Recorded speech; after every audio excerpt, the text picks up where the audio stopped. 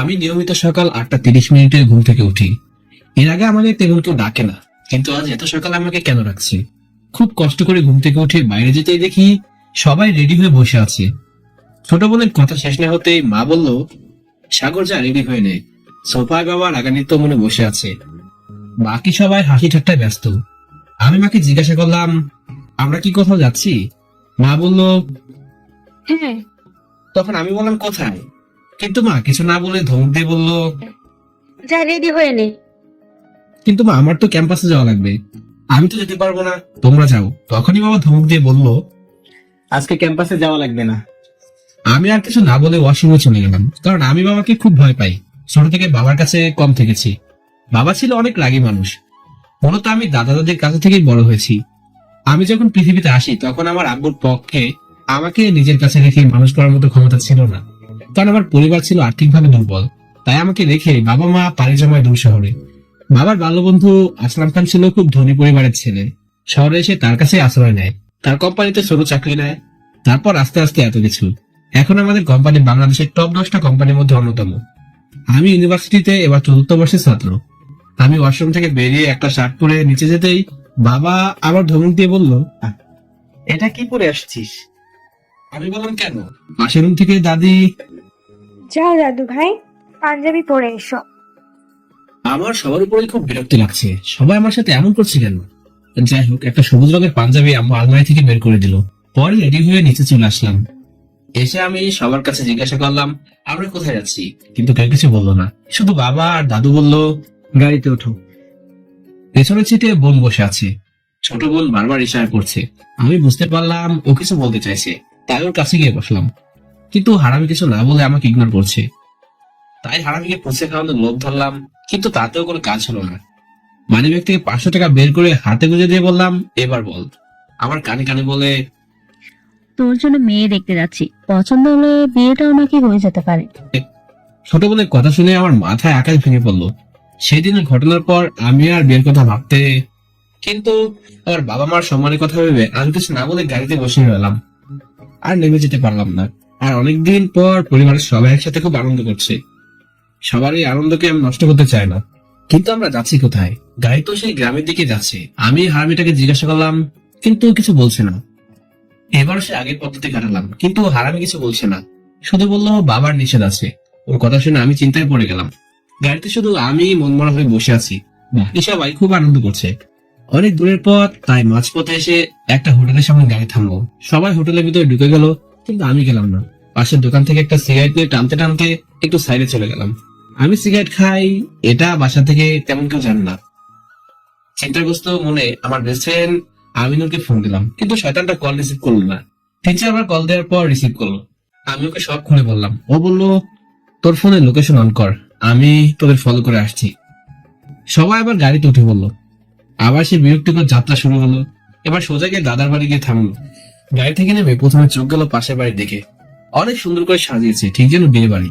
আমি এত কিছু না ভেবে সোজা রুমে চলে গেলাম, কারণ এই বাড়ির সাথে জড়িয়ে আছে অনেক খারাপ স্মৃতি, যা আমি কখনো ভুলতে পারবো না।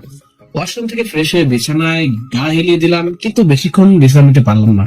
বাড়িতে এত চেঁচামেচি যে আমি ঘুমাতেই পারলাম না। এর মধ্যে আমাদের গ্রামে এসে গেল, আমাকে কল দিয়ে এগিয়ে আসতে বললো। আমি ওকে এগিয়ে নিয়ে আসতে যাবো, ঠিক এমন সময় বাবা এসে রেডি হয়ে নিতে বলো। ছোট বোন এসে বলে, ভাবি কিন্তু সে ভাইয়া। এদিকে আমি ফোন দিয়ে যাচ্ছি, কিন্তু আমি রিসিভ করতে পারছি না, কারণ পাশে দাদি আর আব্বু দাঁড়িয়ে আছে। আব্বু আর দাদির সামনে আগাতেই, এ কি, আমাকে কোথায় নিয়ে এলো? এই পাশের বাড়িতে।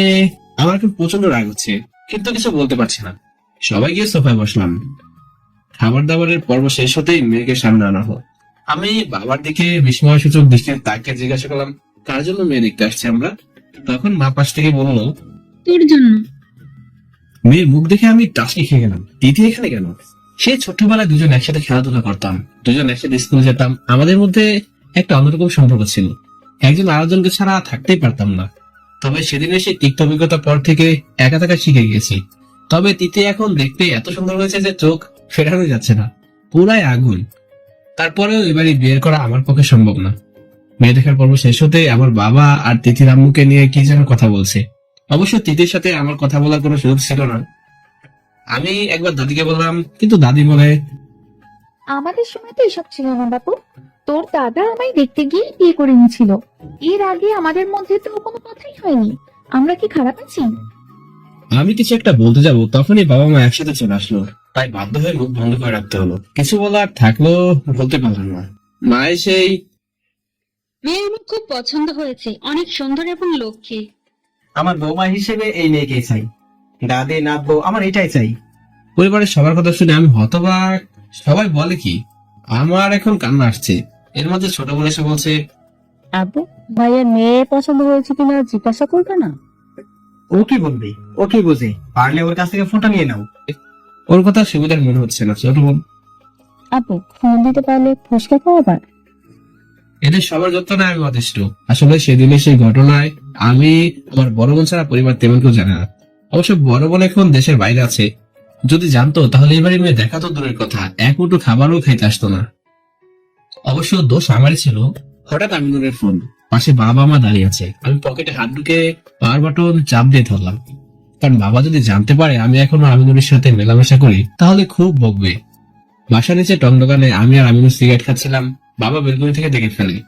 ব্যাস, সেদিনের পর থেকে আমিনুরের সাথে আমার মেশা ভালো। চেপে ধরার ফলে ফোন অফ হয়ে গেল। বিকাল গড়িয়ে সন্ধ্যা হয়ে গেল। আমি বসে আছি, পাশে ছোট বোন সহ পরিবারের সবাই বসে আছে। পাশের বাড়ি থেকে তিথির আম্মু আর দাদি বাবাকে ইশারা করে ডাক দেয়, কি যেন কথা হয়। তারপরে বাবা এসে, সাগর যাও, রেডি হয়ে নাও। বাবা আমরা কি এখন শহরে রওনা দেব? জি না, তোমার বিয়ে হবে আজকে রাতে। কিন্তু বাবা আমি এবার বিয়ে করতে পারবো না, আমাকে কটা দিন সময় দাও। আমি কথা দিয়ে ফেলেছি। মেয়ে তো অনেক সুন্দর, আর তোরা তো ছোট থেকে একসাথে বড় হয়েছিস, তাহলে সমস্যা কি? শহরের বাড়িতে গিয়ে একটা বড় অনুষ্ঠান করব, তখন তোমার বন্ধুদের দাওয়াত দিও। আমাকে আর কোনো কথা বলার সুযোগ দিল না। চাচাতো ভাইকে আমার সাথে রুমে পাঠালো। এরকম অনিচ্ছ শর্তেও রেডি হয়ে নিতে হলো। বাবা মায়ের ভয়ে বিয়েটাও করে নিতে হলো। এত ব্যস্ততার মাঝে আমি আমিনের কথা ভুলে গিয়েছিলাম। সবাইকে কাটিয়ে বাইরে এসে আমিনের নাম্বারে কল দিলাম, কিন্তু আর কল গেল না। মনে হয় চাষ শেষ হয়ে গেছে। এদিকে রাত বেশি হয়, আমাকে আজকে শহরে ফেরা হলো না। আমি মনে মনে ভাবছি, পৃথিবীতে কি আমি একমাত্র পুরুষ যে কিনা বাসর রাত স্ত্রীর বাড়িতে কাটাবে? এখন রাত 9টা বেজে গিয়েছে, তাই আর বাইরে থাকতে পারলাম না। 2-3টা মেয়ে এসে বলে, ভয়ে পালিয়ে বেড়াচ্ছেন কেন? আমি কথা না বাড়িয়ে চলে আসলাম। রুমের দরজায় তালা দেওয়া, টাকা না দিলে নাকি রুমে ঢুকতেই দিবে না। কিন্তু আমার কাছে তো টাকা নেই, কি করবো? 15-10 মিনিট পর বাবা এসে বাচ্চাদের দাবি মিটে রুমের তালা খুলে দিল। রুমের সামনে দাঁড়িয়ে ভাবছি, তিথিকে কোনোদিন আগের সেই কথাগুলো বলবো না। অনেক চিন্তা দ্বিধা সন্দেহ নিয়ে বাসা ঘরে প্রবেশ করলাম, কিন্তু আমি ঘরে কাউকে দেখতে পাচ্ছি না। কেন? আসলে কি কেউ নেই? তিথি কোথায় গেল? একটু খোঁজাখুঁজি করার পর বেলকনিতে চোখ গেল, দেখি একা একা তিথি বসে আছে। কাছে গিয়ে পেছন থেকে যে ডাক দিলাম, তখনই আমার পাঞ্জাবি কলার ধরে ধাক্কা দিয়ে দূরে সরিয়ে দিল। আমি মেঝেতে ঠাস করে পড়ে গেলাম। এতে আমার মাথায় হালকা কেটে গেল, ফলে রক্ত বের হচ্ছে। আমার কাছে এসে গলা চেপে ধরে বলছে, আমি কিছু জানি না ভেবেছেন? আমি সব জানি। আপনি একটা প্রতারক। আপনার মতো ছোট মানসিকতার ছেলেকে আমি কখনো আমার হিসেবে মেনে নিতে পারবো না। তারপর আমার গলা ছেড়ে দিয়ে বাসর ঘরে যতভাবে সাজানো হয়েছিল সবকিছু এলোমেলো করে দিল। ঘরের ভিতরের অবস্থা নর্দমার মতো করে দিল। গ্লাসে এক গ্লাস পানি ছিল, সেটা বিছানার একপাশে ঢেলে দিয়ে গ্লাসটা টান মেরে ফেলে দিল। এর ব্যবহারে আমি অবাক। আমার একটাই প্রশ্ন, ওই কথাগুলো তিথি জানলো কিভাবে? এত সব কাহিনীর মাঝে আমি আমিনুরের কথা এক প্রকার ভুলে গেলাম। দেখি তিথি, মানে আমার বউ, ঘুমিয়ে পড়েছে। ফ্যানের বাতাসে ওর চুলগুলো মুখের উপর পড়েছে, আর ছোট চুলগুলো উঠছে। সুন্দর লাগছে, কিন্তু সুন্দর লাগে কি হবে? ওর যা ব্যবহার, আজকে আমার সাথে যা করলো, আমার বাবা মা আমার সাথে কোনোদিন এমন ব্যবহার করে নাই। শুধু ওদের বাড়ি বলে সহ্য করে নিলাম। তবে আমি চরম ভাবে এর প্রতিশোধ নিব প্রতিজ্ঞা করলাম। আমার মনে একটাই প্রশ্ন, তিথির বড় বোন অনিকার সাথে যে সম্পর্কটা ছিল, সেটা কি তিথি জানে? তাহলে জানলো কিভাবে?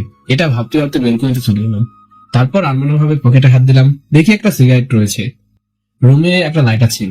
ধরে 2 টান দেওয়ার পর দেখি পেছন থেকে কে যেন হাসি দিচ্ছে। আমি ভাবলাম ভূত টুত নয় তো। পেছনে তাকাতে দেখি তিথি উঠে পড়েছে। আমার কাছে এসে বলছে, রুমের মধ্যে এসব চলবে না। যা করবেন বাইরে থেকে করে আসবেন। আর আমি এখন ঘুমাবো, কোন রকম সুযোগ নেওয়ার চেষ্টা করবেন না। তারপর বিছানা চলে গেল। বিছানার এক পাশে শয়তান পানি ফেলে রেখেছে, মেঝেতেও ময়লা করে ফেলেছে। সবার এক পাশে পানি ছোট এসে নাকি ভিজে গিয়েছে। মানে আমার ঘুমানোর কোনো সুযোগই নেই। তাই আবার বেলকনিতে চলে গেলাম। তখনই চোখ গেল তিথির পড়ার টেবিলের উপর। দেখি 2টা পুরনো ডায়েরি পড়ে আছে।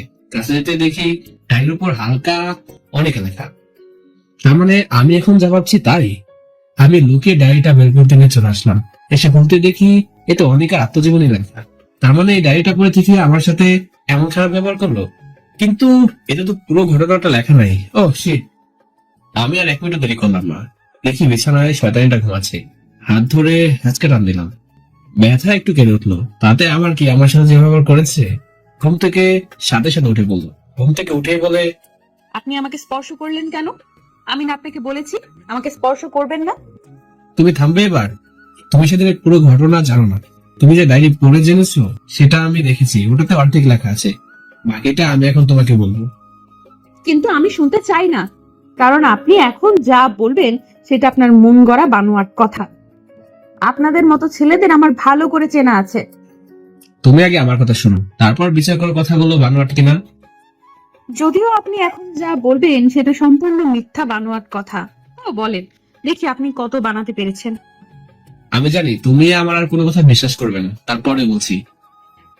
আমার শোনার ইচ্ছা নাই, তারপরেও বলেন। আচ্ছা, আমি তাহলে প্রথম থেকে শুরু করলাম। ঘটনা ঘটেছিল আজ থেকে প্রায় 4 বছর আগে। আমার এসএসসি পরীক্ষা শেষ হলে আমি গ্রামের বাড়িতে বেড়াতে আসি। তখন অবশ্য তুমি বাড়িতে ছিলে না। তোমার এসএসসি পরীক্ষা শেষ হয়, তাই তুমি তোমার মামাদের বাড়িতে বেড়াতে গিয়েছিলে। আর তুমি তো জানো আমি গ্রামে তেমন কোন ছেলেদের সাথে মিশতাম না। আমি ছোট থেকেই তোমার সাথেই থাকতাম। যেহেতু তুমি বাড়িতে ছিলে না, তাই আমার কোনো সঙ্গী ছিল না। একা একাই বাড়িতে বসে থাকতাম। তোমার বড় বোন অনিকা একদিন আমার দাদুর বাড়িতে আসে। আমি একা একা বসেছিলাম, তাই অনিকা আমাকে সাথে করে তোমাদের বাড়িতে নিয়ে যান। মূলত ওখান থেকে অনিকার সাথে আমার কথা বলা শুরু হয়। এর আগে আমি তেমন কোনো কথা বলতাম না, সেটা তুমি ভালো করে জানো। অনিকা ছিল আমার 2 বছরের বড়, তাই আমি মনে করতাম আপু বলাই বেস্ট। কিন্তু অনিকাকে আমি যখন আপু বলতাম তখনই ওর মুখ কালো হয়ে যেত। তখনই বুঝতে পেরেছিলাম আমার প্রতি অনিকার কিছুটা দুর্বলতা আছে। তুমি বিশ্বাস করো, আমি কখনো এই দুর্বলতার সুযোগ নিতে চাই নাই। আমি তখন অনিকাকে আমার বড় বোন, বড় আপুর মতো দেখতাম। আমি একদিন একা একা তোমাদের বড় পুকুরটার পাড়ে বসেছিলাম। এমন সময় অনিকা এসে আমার পাশে বসে। ওই দিন আমার মন খারাপ ছিল, কারণ পরের দিন আমার রেজাল্ট দেওয়ার কথা ছিল। ও এসে আমাকে বোঝাচ্ছিল। এমন সময় গ্রামের করিম চাষা দেখে ফেলে অনিকা আমার মাথায় হাত দিয়ে বসে আছে। ব্যাস সোজা গিয়ে আমার দাদুর কাছে বলে দেয়। কিন্তু সেই সময় আমাদের মাঝে কোনো সম্পর্কই গড়ে ওঠেনি। কিন্তু দাদু ওই সময় কিছু বললো না। কারণটা মনে হয় পরের দিন আমার রেজাল্ট। পরের দিন রেজাল্ট দিল, আমি খুব ভালো রেজাল্ট করলাম। অনিকা একটা পিচ্চিকে দিয়ে খবর পাঠালো আমি যেন পুকুর পাড়ে দেখা করি বিকেল 5টার সময়। আমি একটু দেরি করে গেলাম, গিয়ে দেখি অনিকা একটা লাল শাড়ি পরে বসে আছে। ওকে অসাধারণ লাগছিল তখন। তাই আমি আমার নিজের মুখকে আটকে রাখতে পারলাম না। বলে ফেললাম, আপু তোমাকে আজ অনেক খুব সুন্দর লাগছে। কিন্তু আপু বলাতে রেগে গেল, তাই আমি আর কোনো কথা বললাম না। দুজনেই চুপ করে বসে আছি, কেউ কোনো কথা বলছি না। 5 থেকে 7 মিনিট পর অনিকা আমাকে বলছে, তুই জানতে চাস না তুই আমাকে আপু ডাকলে আমি কেন রেগে যাই? আমি বোকার মতো বলে ফেললাম, কেন? তখন অনিকা বলল, তুই বুঝিস না একটা মেয়েকে কখন আপু বললে সে রেগে যায়?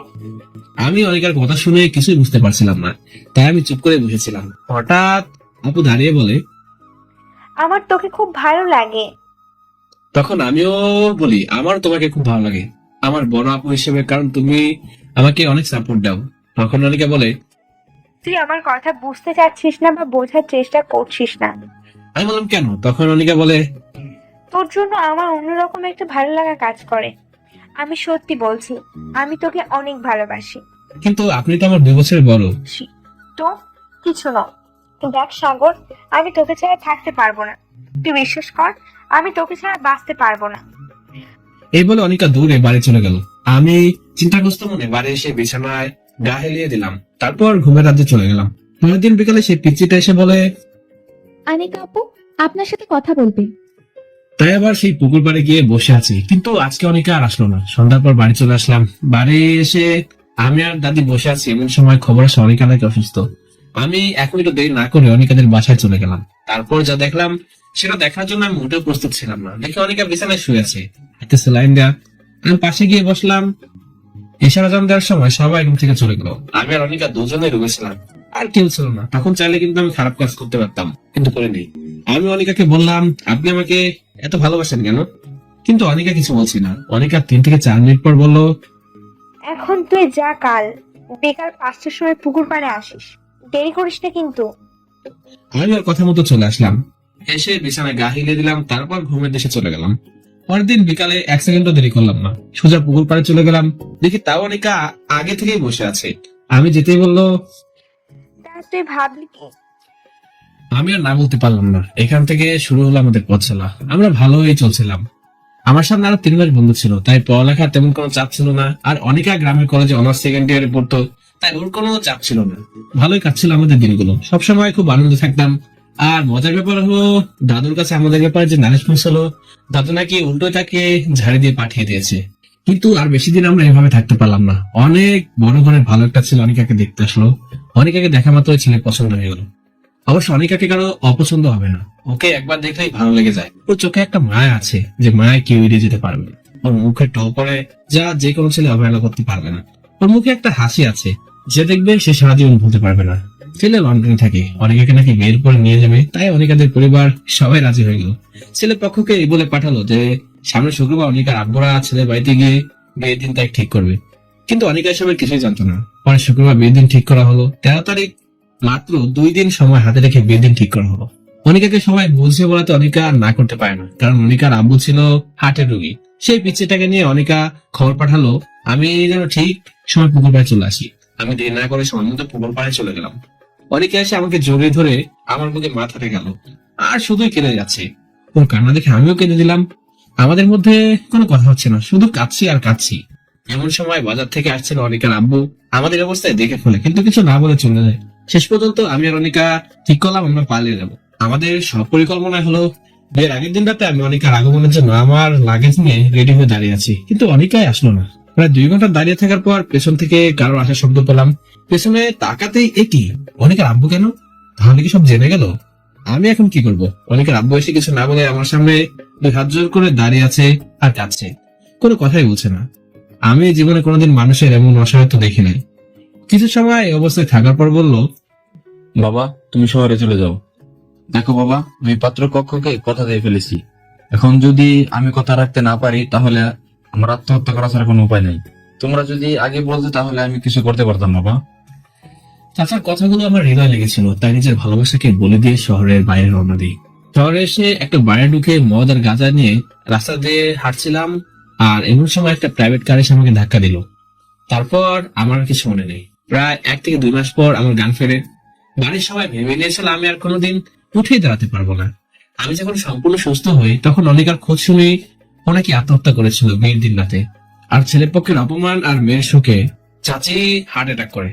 তারপর হসপিটালে নিয়ে যাওয়ার সময় নাকি মারা যায়। এসব শুনে আমার মাথা ঠিক থাকে না, তাই আমি গ্রামে যাওয়ার জন্য ব্যস্ত হয়ে উঠি। কিন্তু পরিবার থেকে আর যেতে দেয় না, কারণ সামনে আমার অ্যাডমিশন ছিল। তারপর থেকে আমার নিত্য সঙ্গী হয়ে গেল সিগারেট। আমি সিগারেট খেতাম সবকিছু ভুলে থাকার জন্য, মাঝে মাঝে গাঁজাও খেতাম। আমি যখন সিগারেট খাই তখন একটা শান্তি পাই, তখন আমি চিন্তামুক্ত হয়ে যাই। যখন সিগারেট খেয়েও কাজ না হয়, তখন গাঁজা খাই। আমার কথাগুলো শেষ করে পেছনে তাকাতে দেখি তিথি ঘুমিয়ে আছে। তার মানে আমি যা বলছি তার একটা কথাও শুনে নাই। আমার প্রচন্ড রাগ হচ্ছে। আমি তেড়ে চলে গেলাম তিথির কাছে, কিন্তু কিছু বলতে পারলাম না, কারণ হয়তো বড় বড় সাহিত্যিকরাও বলতে পারবে না। দেখে মনে হচ্ছে একটা ছোট বাচ্চা ঘুমিয়ে আছে। ঘুমায় যে তিথিকে এত সুন্দর লাগে সেটা আমার জানাই ছিল না। ঠিক একটা বাচ্চার মতো ঘুমিয়ে আছে। জানালা দিয়ে হালকা বাতাস আসছে, সেই বাতাস লাগছে তিথির গায়ে। জ্যোৎস্না রাত, তাই জানালা দিয়ে আলো এসে লাগছে তিথির মুখে। মুখের উপর 2-1টা চুল বাতাসে ভেসে আছে। জ্যোৎস্নার আলো সেগুলো আলো ঝলকানে দিচ্ছে। আমি যদি রূপের বর্ণনা করতে থাকি, তাহলে 2 লাইনে শেষ করা হবে না। তাহার রূপের বর্ণনা করতে করতে ফজরের আজান দিয়ে দিল। আমি বিন্দুমাত্র সময় নষ্ট করলাম না, ওযু করে নামাজ পড়ে নিলাম। তারপর মনোজাত ধরে সারা দুনিয়ার মানুষের জন্য দোয়া করলাম, এবং সবশেষে আমার আব্বু আম্মুর জন্য দোয়া করলাম। আমি সারাদিনের ব্যস্ততার মাঝে আমিনুরের কথা ভুলে গিয়েছিলাম। হঠাৎ আমিনুরের কথা মনে পড়লো। পকেট থেকে ফোনটা বের করে কল দিলাম, কিন্তু ওর ফোন আর কল যাচ্ছে না, বন্ধই দেখাচ্ছে।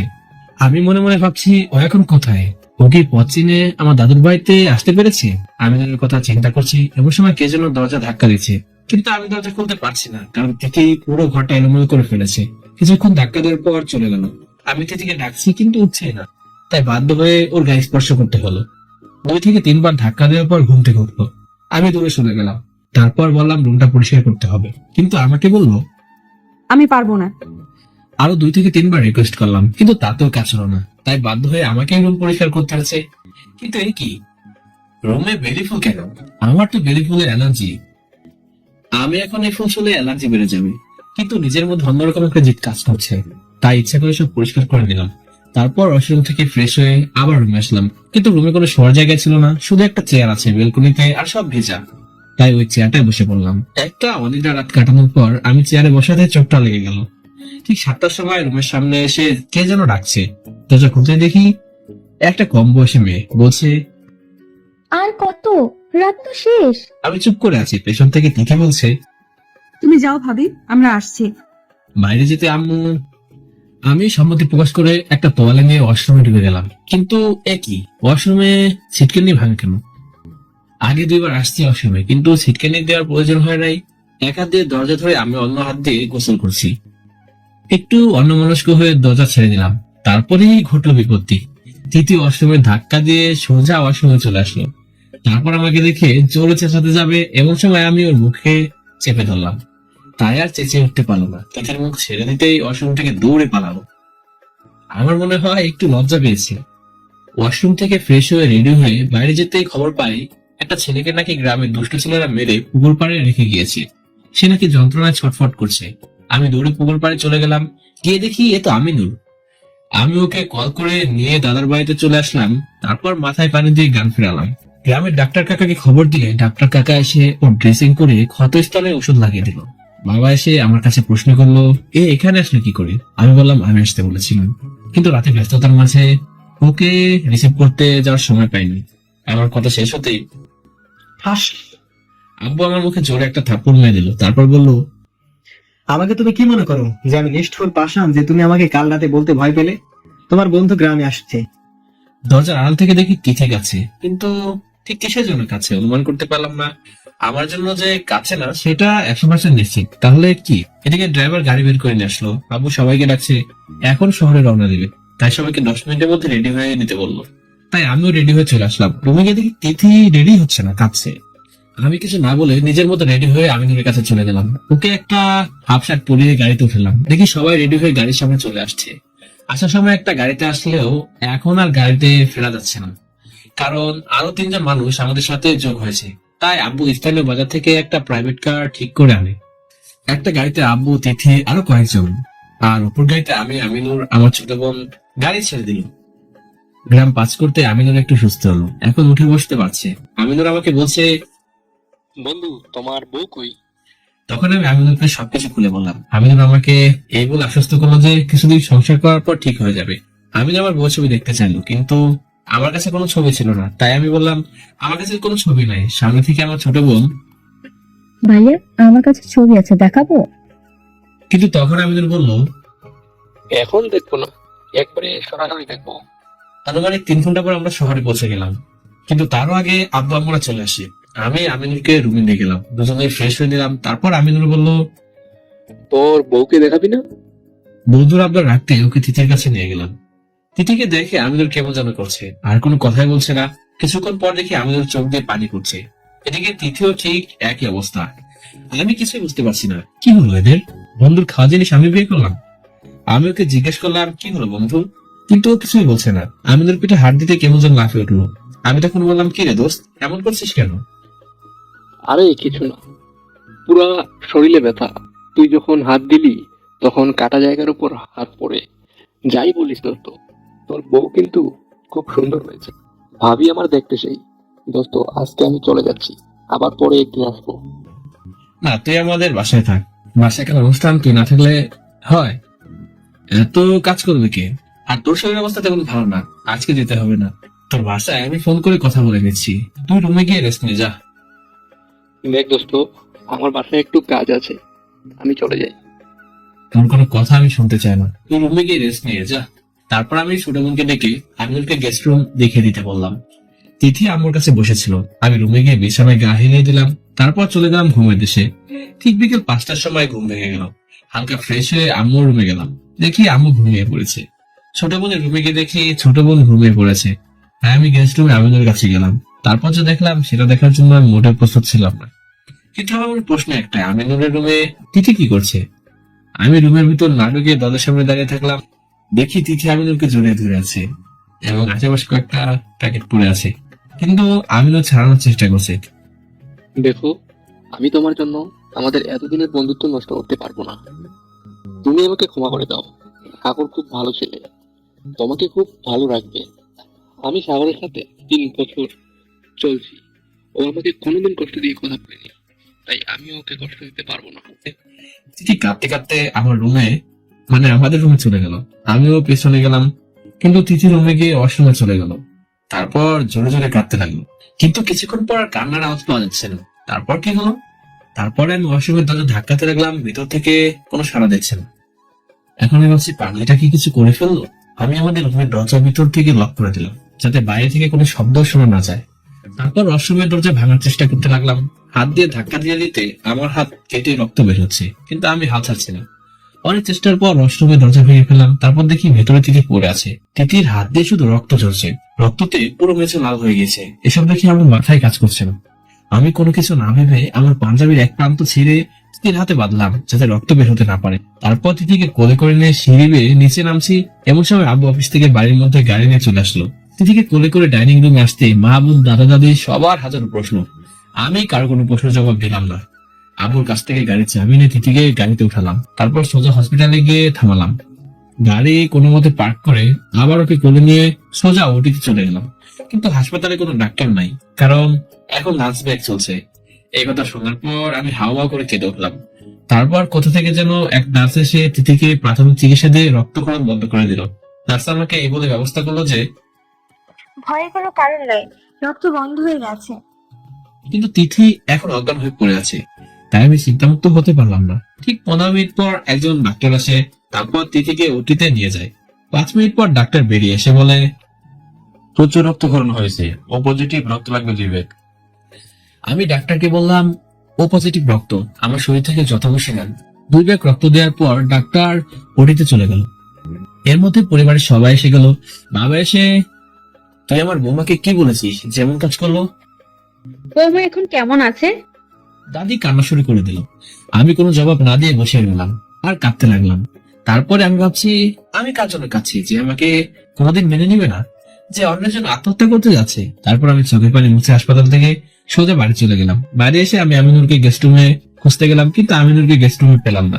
সারা বাড়ি তন্ন করে খুঁজলাম, কিন্তু কোথাও ওকে পেলাম না। আমিনুরের ফোন নাম্বারে কল দিলাম, কিন্তু ওর ফোন বন্ধ দেখাচ্ছে। তাই আমি সোজা স্টোর থেকে আমার বাইক বের করে সোজা আমিনুরের বাড়িতে চলে গেলাম। রুমে ঢুকতে আমিনুরের আব্বু আম্মু ভালো মন্দ জিজ্ঞেস করলো, কিন্তু আমি কারোর সাথে কথা না বলে সোজা আমিনুরের রুমের সামনে চলে গেলাম। দেখি দরজা ভেতর থেকে লক করা। 2-3 বার দরজা নক করতে আমিনুর দরজা খুললো। ওকে সামনে পেতে ঠাস করে কয়েকটা চর বসিয়ে দিলাম। কিরে দোস্ত, এমন করছিস কেন? তোর কি হলো হঠাৎ এই সময় আমাদের বাড়িতে? তুই আমাকে আগে কেন বলিস না যে তোর একটা মেয়ের সাথে সম্পর্ক আছে? কই দোস্ত, আমার কোনো মেয়ের সাথে সম্পর্ক নেই। থাকলে তুই জানতিস না? একদম মিথ্যা বলবি না, আমি দরজার আড়াল থেকে সব শুনেছি। কোন দরজার আড়াল থেকে? কি যে বলিস তুই! তুই আর তিথি যা বলছিস আমি সব শুনেছি। তারপর আমিনুরের শার্টের কলার ধরে কাঁদতে লাগলাম আর বলছি, এটা আমি কি করলাম দোস্ত? তিথি আত্মহত্যা করতে গিয়েছিল। মানে? তোর সাথে কথা বলার পর রুমে গিয়ে ব্লেড দিয়ে হাতে শিরা কেটে ফেলেছে। এখন ও হসপিটালে। আমিনুর সাথে কথা বলছি, এমন সময় আব্বুর ফোন। আমি ভয়ে ভয়ে ফোন রিসিভ করলাম। তারপর আব্বু যা বললো তা শোনার জন্য আমি মোটেও প্রস্তুত ছিলাম না। তিথির এখনো জ্ঞান ফেরে নাই। 24 ঘন্টার মধ্যে যদি জ্ঞান না ফেরে, তাহলে আর কোনোদিন জ্ঞান ফিরবে না। তিথির শরীর থেকে প্রচুর রক্তক্ষরণ হয়েছে, তাই এমন হয়েছে। এসব কথা শোনার পর আমি আমিনুরকে ছেড়ে বাইক নিয়ে ফুল স্পিডে চালাতে শুরু করলাম। আর ভাবছি, তিথির জন্য আমার এত মায়া কেন? ওর কিছু হলে আমি সহ্য করতে পারি না কেন? তাহলে কি আমি তিথিকে না না না, এসব কি ভাবছি? এসব ভাবতে ভাবতে ফুল স্পিডে বাইক চালাচ্ছি। এমন সময় কোথা থেকে যেন একটা ট্রাক সামনে চলে আসলো। তারপর কি হলো আমি কিছু বলতে পারবো না। হঠাৎ চোখ মেলতে দেখি আমি হসপিটালে বেডে শুয়ে আছি। আমি চোখ মেলে তিথি তিথি বলে চিৎকার করে উঠলাম। আর পাশ থেকে একটা কম বয়সী সুন্দরী মেয়ে এসে বলল, আপনি আমার আব্বু ট্রাকের সাথে অ্যাক্সিডেন্ট করেছেন, তারপর আমার আব্বু আপনাকে এই হসপিটালে ভর্তি করে। আজ ঠিক 7 দিন পর আপনার জ্ঞান ফিরেছে। আপনার কাছে কোনো ফোন বা মানিব্যাগ না থাকায় আমরা আপনার পরিবারের কাউকে খবর দিতে পারিনি। তখনই মনে পড়লো আমিনুরদের বাসায় ফোন ফেলে এসেছি। তখন আমি একটা লাফ দিয়ে মাথায় হাত দিয়ে বসে রইলাম আর ভাবছি, বাড়ির সবাই কেমন আছে, আর তিথি বা কি হলো? ভাবতে ভাবতে চোখে জল চলে আসলো। তখন আমি মেয়েটার কাছে জিজ্ঞাসা করলাম, আমার বাইক কোথায়? তখন সে বলে, আমি যখন বাইক দিয়ে ট্রাকে ধাক্কা দিই তখন আমার বাইকটা তছনছ হয়ে যায়। আমি আর কিছু জিজ্ঞাসা না করে ধন্যবাদ দিয়ে সোজা বাড়ির উদ্দেশ্যে রওনা দিলাম। বাড়িতে এসে দেখি আব্বু দাদা দাদি সবাই কাছে। আমাকে দেখে আম্মু, তুই এতদিন কোথায় ছিলি বাবা? তোর গায়ে এত ব্যান্ডেজ কেন? তোর কিছু হয়নি তো বাবা? তাই বলে হাওয়া করে কান্না শুরু করে দিল। মায়ের কান্না দেখে আমারও কান্না পাচ্ছে, কিন্তু অনেক কষ্ট করে নিজেকে সংবরত রাখলাম। ছোট বোন কেঁদেই যাচ্ছে, কেউ থামতেই পারছে না। আমি ছোট বোনটাকে জড়িয়ে ধরলাম, তারপর আস্তে আস্তে কান্না থামলো। এর মধ্যে আব্বু জিজ্ঞাসা করে বসলো, কি রে, তোর এই অবস্থা কি করে হলো? আমি বাবাকে খুলে বললাম। আমার কথা শেষ করতে তিথির কথা মনে আসলো, তাই আমি জিজ্ঞাসা করলাম, তিথি কোথায়? আম্মু বললো, আমি রুমে আছে। সোজা রুমের সামনে চলে গেলাম। রুমের সামনে গিয়ে দেখি তিথি বিছানায় শুয়ে আছে, হাতে স্যালাইন দেওয়া, পাশে তিথির আম্মু বসে আছে। আমাকে দেখে তিথির আম্মু বাবা বলে, তুমি এতদিন কোথায় ছিলে? আমার মেয়ে এমন কাজ কেন করলো? আমি সব ঘটনা খুলে বললাম, কিন্তু তিথি কেন এই কাজ করলো তার কোনো জবাব দিলাম না। তারপর আবার সে একই প্রশ্ন করলো, তাই আমি এবার মিথ্যা আশ্রয় দিলাম। বললাম, বাসায় আসার পর আমি ওকে একটু বকেছিলাম, তাই মনে হয় কষ্ট পেয়ে কাজ করেছে। এই কথা শোনার পর তিথির আম্মু কান্না শুরু করে দিল। আমি রুমের ভিতরে প্রবেশ করে তিথির পাশে বসলাম, বসে তিথির মাথায় হাত বুলাতে লাগলাম। এমন সময় ঘুম ভেঙে গেল। যেহেতু আমি ওর মাথার সামনে বসেছিলাম, তাই চোখ খুলতে আমার দিকে নজর গেল। আমাকে দেখে উঠতে চেষ্টা করলো, কিন্তু উঠতে পারছি না। আমার শাশুড়ি আম্মু উঠে বসিয়ে দিয়ে রুমের বাইরে চলে গেল। তিথি কিছু বলছে না, শুধু কাঁদছে। আমি কিছু না বলে পাশে বসে আছি। 3-4 মিনিট পর বললাম, তুমি আমিনুরকে ভালোবাসো? কিন্তু কোনো কথা বলছে না, চুপ করে আছে। আমি ছোটবেলা থেকে দাদা দাদির কাছে শুনেছি, চুপ করে থাকা সম্মতের লক্ষণ। আর আমি তো সেদিন দরজার আড়াল থেকে তোমাদের সব কথাই শুনে ফেলেছি। কিছুক্ষণ পর আমি জিজ্ঞাসা করলাম, আমিনুরের সাথে তোমার কিভাবে পরিচয়? কিন্তু কিছু বলছে না। আমি অনেক রিকোয়েস্ট করার পর বলতে শুরু করলো, যখন এসএসসি পরীক্ষা শেষ হয় তখন ও মামার বাড়িতে যাই, আর আমিনুরদের বাড়ি মামার বাড়ির পাশেই। তেমন কোনো মামাতো ভাই বোন না থাকা, বাড়িতে একা একা বসে সময় কাটাতাম। এর মধ্যে আমিনুর একদিন মামাদের বাসায় গাছ পাকা আম দিতে আসে, কিন্তু সেই দিন মামারা কেউ বাসায় ছিল না, তাই একরকম বাধ্য হয়ে নিজেই বাইরে বেরিয়ে আসি। তারপর দুজনে পরিচিত হই। এভাবে আস্তে আস্তে দুজনের মধ্যে প্রথমে বন্ধুত্ব সম্পর্ক গড়ে ওঠে, তারপর আস্তে আস্তে তারা একটা সম্পর্কে জড়িয়ে পড়ে, কিন্তু কোনো দিন বলেনি আমার গ্রামের বাড়ির ঠিকানা। তিথির কাছ থেকে সবকিছু শোনার পর আমি আমিনুরের কাছে কল দিলাম, কিন্তু আমিনুর কল রিসিভ করলো না। তাই বাধ্য হয়ে ল্যান্ডলাইনে কল দিলাম। কিছুক্ষণ পর আমিনুর বাড়ির কাজের মেয়ে রিসিভ করলো। আমি জিজ্ঞাসা করলাম, আমিনুর কোথায়? তখন বললো, অনেকে হিসাব এসে গেছে, আজ রাতে কানাডায় চলে যাবে। এখন আমার নিজের কাছে নিজেকে অপরাধী মনে হচ্ছে। একটা ভুলের জন্য আমি আমার প্রিয় বন্ধুটাকে হারাতে যাচ্ছি, তাই আমি নিজেকে সামলাতে পারলাম না, কাঁদতে শুরু করে দিলাম আর মাথা দেয়ালে ঠুকতে লাগলাম। 2-3 বার দেয়ালে মাথা ঠেকানোর ফলে কপাল ফিরে রক্ত বের হতে লাগলো। সাথে সাথে আমি মরে গেলাম। এমন সময় অসুস্থ শরীর নিয়ে তিথি উঠে আসলো, আমার হাত ধরে টেনে নিয়ে এসে বিছানায় বসালো, তারপর নিজের শাড়ির আঁচল দিয়ে আমার কপাল পেতে দিল। আমি তখন ভাবছি, যে মেয়ে আমাকে ভালোবাসে না, যে মেয়ে আমাকে ভালোবাসে তো দূরে থাক, আমাকে সহ্য করতে পারে না, সেই মেয়ে কি করে এমন কাজ করলো? তাহলে কি তিথি আমাকে ভালোবেসে ফেলেছে? তোর আমি কি ভাবছি, যেটা কোনোদিন সম্ভব না সেটা কি করে হবে? আমি আসলে বোকা। এমন সময় হঠাৎ করুণ গলায় তিথি বলছে, আসলে আমি আপনাকে কিছু বলতে চাই। আসলে আমি আপনাকে কোনোদিন স্বামী হিসেবে মেনে নিতে পারবো না, কারণ আমি এখনো আমিনুরকে অনেক ভালোবাসি। আমি ওকে অনেক ভুলের চেষ্টা করেছি, কিন্তু আমি ভুলতে পারছি না। আর বাসর রাতে আপনি যা বলেছিলেন আমি সব কথাই শুনেছিলাম। আমি ঘুমানোর ভান করেছিলাম। আমি মনে করি আপনি একজন ভালো মানুষ, কিন্তু আমার পক্ষে আপনার সাথে সংসার করা সম্ভব না। আমি মনে করি আমি আপনার বউ হবার যোগ্য না, তাই আমি কাল সকালে আম্মুর সাথে চলে যেতে চাই। আশা করি আপনি ভালো থাকবেন। আমি কোনো কথা না বলে চুপ করে দাঁড়িয়ে রইলাম। কিছুক্ষণ পর ওয়াশরুমে গিয়ে মাথা রক্ত মুছে ফেললাম, কিছু অ্যান্টিসেপ্টিক লাগিয়ে নিচে চলে আসলাম। পরিবার সবার সাথে দুপুরে খাওয়া দাওয়া শেষ করে আমার এক বন্ধু সালিমুলকে কল দিলাম। ও বাইক নিয়ে আমাদের বাড়ির নিচে দাঁড়িয়ে রইল। আমি নিচে যেতে যাব, এমন সময় আম্মু, তোর বাইকে চড়া লাগবে না, তোর বন্ধুকে বাড়ির ভিতরে আসতে বল, আমি ড্রাইভারকে ডেকে দিচ্ছি। এই বলে আম্মু ড্রাইভারকে ডেকে দিল। আমি সালিমকে ভিতরে আসতে বললাম। কিছু নাস্তা পানি করে দুজনে একটা নির্জন পার্কে চলে গেলাম। আমি সালিমকে আমার সব ঘটনা খুলে বললাম। আমি বললাম, আমিনুর এর জন্য কানাডায় চলে যাচ্ছে। সালিম বিন্দুমাত্র দেরি না করে আমিনুরের কাছে কল দিল, কিন্তু আমিনুরের নাম্বার বন্ধ দেখাচ্ছে।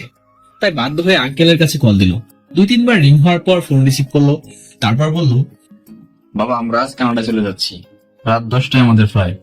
আমরা অনেক ব্যস্ততার মধ্যে আছি, তোমার সাথে পরে কথা বলবো। দুজনে পার্কে কিছু সময় কাটানোর পর রেস্টুরেন্টে চলে গেলাম। কিছু খেয়ে যখন বের হতে যাবো, তখনই পেছন থেকে একটা মেয়ে ডাক দিল। এই শোনেন, পেছন ঘুরে তাকায় দেখি হাসপাতালে সেই মেয়েটা পাশে একটা ছেলে আছে। আমাদের কাছে এসে ভালো মন্দ জিজ্ঞাসা করে বলছে, এই ছেলের সাথে আমার বিয়ে রবিবারে। মানে আজ থেকে 2 দিন পর আপনাকে কিন্তু আসতেই হবে। তাই বলে আমার ফোন নাম্বার নিয়ে নিল। আমি সালিমকে বাসায় পৌঁছে দিয়ে সোজা বাড়িতে চলে আসলাম। রুমে এসে বসতেই অপরিচিত নাম্বার থেকে ফোন। আমি ফোন রিসিভ করতেই কি কেমন আছেন? এখন আপনার শরীরের কি অবস্থা?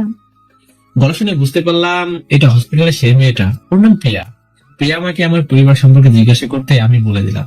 আমার বউয়ের কথা শোনার পর বলে, আপনারা কাল আমাদের বাসায় চলে আসেন। কিন্তু কাল কেন? কাল আমার গায়ে হলুদ, পরের দিন বিয়ে। আমাকে অনেক অনুরোধ করেছে, তাই আমি ফেলতে পারলাম না। আমি ফোন কেটে দিতে যাব এমন সময় বলছে, ভাবিকে নানি আসবেন না কিন্তু। আমি সম্মতি প্রকাশ করে ফোন কেটে দিলাম। রাতে খাবার শেষ করে রুমে এসে বালিশ নিয়ে সবাই শুতে যাব এমন সময় পেছন থেকে তিথি ডাক দিল। আমি বললাম, কিছু বলবেন? কিন্তু জবাব বলল না। আমি বললাম, আমার একটা রিকোয়েস্ট রাখবা? তোমার কাছে এটা আমার শেষ আবদার। কি রিকোয়েস্ট আগে বলেন। হাসপাতালে যে মেয়েটা আমার দেখাশোনা করেছিল, রবিবারে তার বিয়ে। আমাদের দুজনকে দাওয়াত করেছে। আমি কথা দিয়ে ফেলেছি যে আমরা আসছি।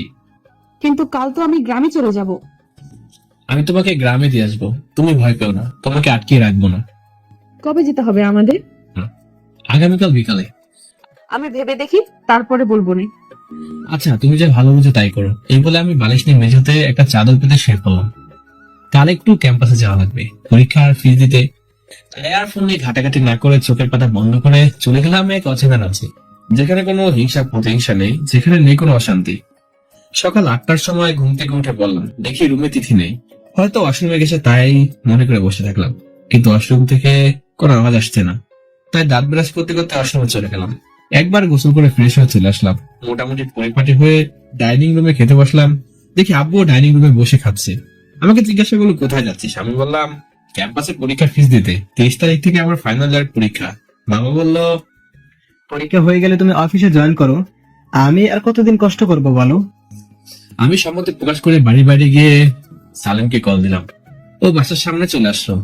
ক্যাম্পাস বেশি দূর না হয় দুজনে হাঁটতে লাগলাম। আমি জিজ্ঞাসা করলাম, আমিনুরের সাথে কথা হয়েছে কিনা। সালিম জবাবে বলল, হ্যাঁ হয়েছে, জামিনুর কানাডাতে একটা ভালো জব পেয়েছে। কারোর আব্বু ওদের সাথে কোম্পানিতে কাজ করে। ওর আব্বু আম্মু 1 মাস পরে চলে আসবে, কিন্তু আমিনুর স্থায়ীভাবে থেকে যাবে। আমিনুর আরো বলল, ওর নাকি দেশে আসার ইচ্ছা নাই। এই কথা শোনার পর আমার নিজের কাছে অনেক খারাপ লাগছে। আমি আমিনুরকে কেন থাপ্পড় দিতে গেলাম, এসব ভাবতে ভাবতে চোখে জল এসে গেল। তারপর সালিম বলল, দোষ, আমরা কলেজে চলে যাচ্ছি, তুই রুমাল দিয়ে চোখ মুছে নি। কলেজের কাজ শেষ করে শপিং মলে চলে গেলাম, কারণ আমার বিয়েতে যাওয়ার মতো তেমন কোনো পাঞ্জাবি নেই। সাথে ছিল বৈশাখী আর সালিম। ভাবছি তিথির জন্য একটা হলুদ শাড়ি আর একটা সবুজ শাড়ি কিনবো, ওকে খুব ভালো মানাবে। বৈশাখী 2টা শাড়ি পছন্দ করে দিল। 2 ঘন্টার মধ্যে শপিং করে বাসায় চলে গেলাম।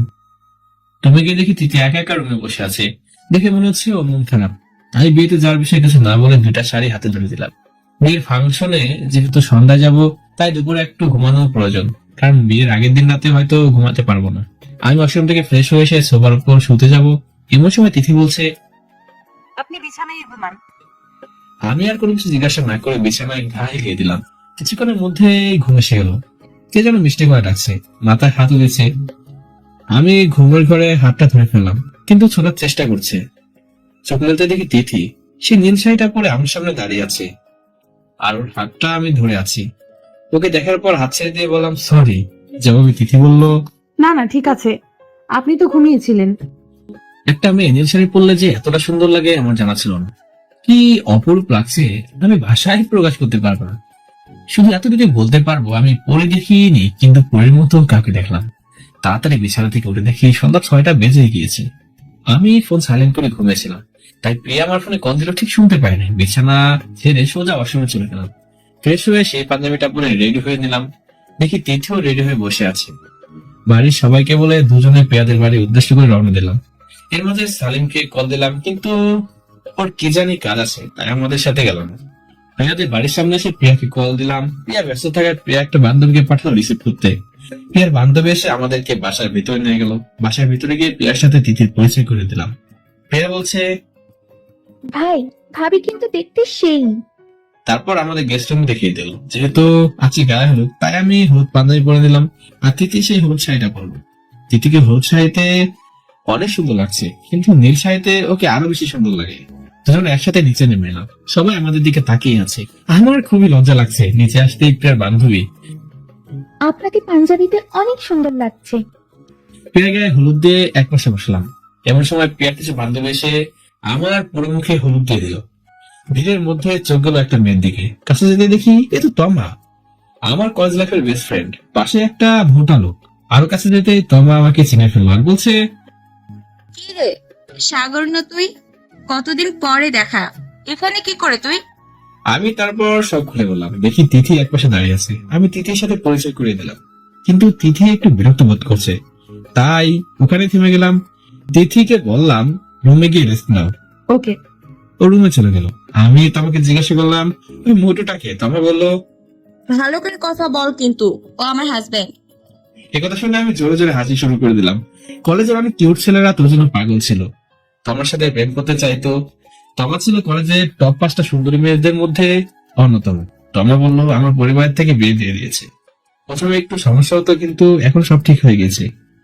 আর আমি এখন সিলেটে থাকি। ও এসইউএসটি এর লেকচারার। আচ্ছা তোর বউ এমন করলো কেন বলতো? দেখতে তো অনেক কিউট। আর বলিস না দোস্ত, পরিবারের চাপে বিয়েটা করে নিয়েছি। এখন জ্বালা আছি রে। সেই ঘটনাগুলো খুলে বললাম। কি বলিস দোস্ত? আমিনুর তাহলে আর দেশে আসবে না? তাই তো আমার বন্ধুরা বলল, যাই হোক এসব বাদ দে। আমার যা মনে হয় তোর বউয়ের কিছু সমস্যা আছে। আজ রাতে একটু থেরাপি দিতে হবে। মানে? তুই বুঝবি না, তুই তো বাচ্চা। দূর, আমি বাচ্চা কেন, আমি বিয়ে করছি। তাই তো বউর সামনে গিয়ে মেয়ে মেয়ে করিস। এই বলতে আমি তোমাকে মারার জন্য দৌড়ে দিলাম। দুজনে একটু ছোটাছুটি করে পেয়ার কাছে চলে গেলাম। দেখি সবাই গানের তালে তালে নাচছে। আমি বললাম তোর বরটা মোটা, নাচতে পারবে না, নাচলে কেমন লাগবে জানিস? এই বলে হাসা শুরু করে দিলাম। কিছুক্ষণ পর দেখি তিথি সিঁড়ি বেয়ে নিচে নামছে। উপর থেকে অনেক সাজুগুজু করে নিচে আসছে। এখন পুরো পরীর মতোই দেখাচ্ছে। আমি তাকিয়ে দেখি, চোখ ফেরাতেই পারছি না। আমি যেন কোনো এক নেশার ফিরে হারিয়ে গিয়েছি। এমন সময় পেছন থেকে তোমার কি রে, কি দেখছিস? আমি ওর প্রশ্নের কোনো জবাব না দিয়ে তিথির দিকেই তাকিয়ে আছি। তারপরে তোমার ঘরে হাত দিতে লাফিয়ে উঠলাম। কি রে, কি হলো? এইভাবে দেখলে হবে? দূর, আমি ওকে দেখি নাই। আমি দেখছি বাড়িটা কি সুন্দর করে সাজিয়েছে। আমি তো দেখলাম তুই কোন বাড়ির দিকে তাকিয়ে আছিস। তারপর তোমার বলছে, দাঁড়া দেখি তোর বউ রাগে কিনা। বলে আমাকে একটা মিষ্টি নিয়ে নিজে হাতে খাইয়ে দিল। তারপর আমাকে বললো আমি যেন ওকে একটা খাইয়ে দিই। তাই আমিও খেয়ে দিলাম। দেখি সেই উপর থেকে দিদি এসব দেখছে। ওর মুখের দিকে দেখে মনে হচ্ছে ও রেগে গিয়েছে, কেমন যেন করছে। তারপরে আবার উপরে চলে গেল। আমি তোমাকে বললাম কি হলো রে, ও আবার চলে গেল কেন? আমি বললো ওসব তুই বুঝবি না, তুই তো বাচ্চা। তুই আবার আমাকে বাচ্চা বললি? তাই বলে আবার তোমাকে দৌড়ান দিলাম। তোমার সোজা তিথির কাছে উপরে গিয়ে থামলো। আমি আস্তে আস্তে করে ওর মাথায় একটা চড় দিলাম। তিথিকে শুনে শুনে তোমা বলছে, তুমি আগে যেমন ছিলে এখনো ঠিক তেমনই আছো, তোমার কোনো পরিবর্তন নেই। আমি তোমার কানে কানে বলছি হঠাৎ তুই থেকে তুমিতে চলে গেলি কেন? জবাবে তোমা বলছে, এই জন্যই তো তোকে আমি বাচ্চা বললাম। তুই একবার তিথির মুখের দিকে তাকিয়ে দেখ, রেগে গেছে। তার মানে তোর প্রতি তোর বউর একটু দুর্বলতা আছে। মানে কি? আরে বোকা, কোনো মেয়ে তার স্বামীর ভাগ অন্য মেয়েকে দিতে চায় না, আর তোর বউ তো তোর ভাগ অন্য মেয়েকে দেবে না। এটাই স্বাভাবিক। তুই শুধু দেখ আমি কি করি। এই বলে তিথিকে শুনে শুনে তোমা বলছে, তুমি কলেজে থাকতে আমাকে একটা পাপ্পি দিছিলে, মনে আছে? এখন একটা দাও না প্লিজ, না হলে আমি দিচ্ছি। এই বলে তোমা আমাকে একটা পাপ্পি দেওয়ার জন্য এগিয়ে আসলো। এমন সময় তিথি এসে আমার পাঞ্জাবি কলার ধরে টানতে টানতে নিয়ে যেতে লাগলো। তোমার দিকে তাকিয়ে দেখি তোমার মিসমিস করে হাসছে। তিথি আমাকে রুমে নিয়ে গিয়ে বিছানায় বসিয়ে দিয়ে বলছে, দেখেন আমার এসব একদম ভালো লাগে না, আপনাকে যেন ওই মেয়ের সাথে আর না দেখি। আমি অবাক হয়ে প্রশ্ন করলাম কেন? তিথির সাথে সাথে বলছে আমার এসব ভালো লাগে না। আপনি ওই মেয়ের সাথে আর মিশবেন না। আমি অবাক হয়ে প্রশ্ন করলাম কেন? তিথি সাথে সাথে বলছে আমার এসব ভালো লাগে না। কিন্তু তুমি তো চলে যাবা, তখন আমি একা একা কিভাবে থাকবো একবার ভেবে দেখেছো? আর তুমি তো আমাকে ভালোবাসো না, তাহলে তুমি কেন এমন করছো? এই বলে আমি রুম থেকে বের হয়ে গেলাম। বাইরে আসতেই তমা বলছে, কি রে, বউয়ের হাতে পিটুনি কেমন খেলি? তোর বউ তো রেগে ফেটে গেছে, একটু পর আবার হবে। দেখি তোর বউ আর কত রাখতে পারে। আমি তোমাকে বললাম এসব না করলে হয় না দোস্ত। তোমার একটু রেগে গিয়ে তুই থাম। আমি আর কিছু না বলে তোমা যা যা করলো তা দেখার জন্য মানসিকভাবে প্রস্তুতি নিতে লাগলাম। তবে আমার মনে একটাই প্রশ্ন, তিথি রেগে গেল কেন? ও তো আমাকে ভালোবাসে না, তাহলে কি এই কয়দিনে আমার প্রতি দুর্বলতা তৈরি হয়েছে? ধর, আমি বোকার মতো এসব কেন ভাবছি? যা যা কোনোদিন হবার নয় তা কি করে হবে? রাত গভীর হয়ে গেছে, তাই খাবার দাবারের আয়োজন করা হলো। মেনুতে চিংড়ি মাছ ছিল, যেটা আমার ফেভারিট। তাই আর দেরি করলাম না, খেতে বসে গেলাম। আমার এক পাশে তমা আর অন্য পাশে তিথি। তোমার হাজবেন্ড সেই সময় চলে গেছে কিনা জানি না। আমি যে প্লেটে চিংড়ি মাছটা নিলাম, তখনই তমা আমার প্লেট থেকে নিজের প্লেটে নিয়ে নিল। আমি সবার সামনে কিছু বলতে পারছি না, তাই চুপ করে বসে আছি, কিছুই খাচ্ছি না। পাশে তাকিয়ে দেখি তিথি খেয়ে যাচ্ছে, আশেপাশে কারো দিকে তাকাচ্ছি না। তমা জানতো যে চিংড়ি আমার ফেভারিট, তাই ও এই কাজ করেছে। সবার খাওয়া যখন প্রায় শেষ, তখন তমা আমার প্লেটে ওর প্লেট থেকে 2টা চিংড়ি মাছ আমাকে দিয়ে দেয়। উফ, কি যে মজা! মজা করে খেয়ে সবাই যার যার রুমে চলে গেলাম। এখন প্রায় রাত 1টা বাজে, সবারই প্রায় ঘুম পাচ্ছে, কিন্তু আমার ঘুম আসছে না। তাই সোফায় বসে ফোন টিপছি, আর তিথি বিছানায় শুয়ে আছে। এমন সময় কে যেন দরজায় নক করেছে। দরজা খুলে দেখি তমা। আমাকে বলছে, চল ছাদে গিয়ে গল্প করবানে। আমি প্রথমে যেতে অনিচ্ছা প্রকাশ করলেও তোমার অনুরোধ ফেলতেই পারলাম না। দুজনে ছাদে গিয়ে গল্প করছি। গল্প করতে করতে রাত 2টা বেজে গেল। যেহেতু আজকে বিয়ে, তাই তোমাকে বললাম একটু ঘুমিয়ে নিতে। আমিও চলে আসলাম। রুমের ভিতরে প্রবেশ করে দেখি তিথি এখনো জেগে আছে। মেঝেতে বালিশ নিয়ে লাইট অফ করে শুয়ে পড়লাম। পাখি কিচিরমিচির ডাকে সকালে যখন ঘুম থেকে উঠবো, তখন বুকের উপর ভারী কিছু একটা অনুভব করলাম। চোখ মেলতে দেখি তিথি আমার বুকে মাথা দিয়ে ঘুমিয়ে আছে। আমি কিছু না বলে ঘুমানোর ভান করে শুয়েই থাকলাম। 10 মিনিট পর তিথি রুম থেকে উঠে বলছে, সরি, রাতে একটু ভয় পেয়েছিলাম, তাই নিচে এসে ঘুমিয়ে পড়েছিলাম। কখন যে আপনার বুকের উপর মাথা চলে গেছে আমি নিজেও বলতে পারবো না। সবকিছুর জন্য সরি। আমি অবশ্য মনে মনে একটু খুশি হয়েছিলাম, আর ভাবছিলাম প্রতিদিন কেন ভূত আসে না। ঘুম থেকে উঠে দুজনে ফ্রেশ হয়ে নিলাম। দুজনে রেডি হচ্ছি, এমন সময় তিথিকে বললাম, তুমি কালো শাড়িটা পরো। কালো শাড়িতে তোমাকে অসাধারণ লাগবে। কিন্তু আমার কথা আগ্রহ না করে একটা লাল শাড়ি পরবো। লাল শাড়ি কোথায় পেলো আমি নিজেও জানি না। আমি কিছু না বলে নিচে চলে গেলাম, কারণ এখন বরপক্ষ এসে গিয়েছে। আমি নিচে নেমে তোমার জন্য অপেক্ষা করছি, তখন তিথি নিচে নামছি। আমার কিনে দিয়ে কালো শাড়িটাই পরে দেখে মনে হচ্ছে ঠিক যেন একটা ডানা কাটা পরি। আমার মনে মনে একটাই প্রশ্ন, আমি যখন বললাম তখন পড়লো না, আবার এখন ঠিকই পরে আসলো। আসলে মেয়েদের মন বোঝা এতটা সহজ না। যেহেতু বরের সাথে আমার আগে থেকে পরিচয়, তাই আমাকে দেখা মাত্র ভালো মন্দ জিজ্ঞাসা করলো। আমি আর তমা এক জায়গায় খেতে বসলাম। তমা আমাকে খাইয়ে দিচ্ছে, তিথিকে দেখে দেখে আমিও তোমাকে খাইয়ে দিচ্ছি। এসব দেখে তিথি রেগে ফেটে যাচ্ছে, একদম টাচ করে বাস্ট হয়ে গেল সবার সামনে। খাওয়া দাওয়া শেষ করতে তিথি আমার হাত ধরে রুমের ভিতরে নিয়ে গেল।